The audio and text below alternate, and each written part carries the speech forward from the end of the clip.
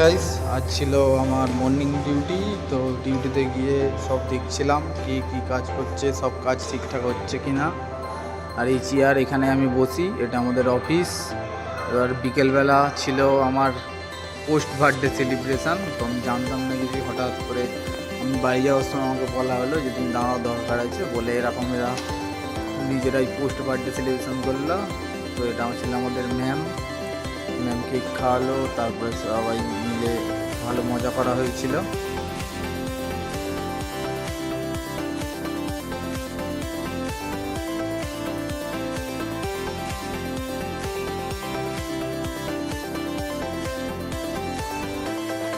তারপর বিকেলবেলা কেক কাটা হয়ে যাওয়ার পর চলে গিয়েছিলাম একটু গঙ্গার ধারে একটা বন্ধুর সাথে দেখা করতে গিয়েছিলাম। সে নতুন বিয়ে করছে, সেই জন্য। তো বাই বাই গাইস, সবাই ভালো থাকো।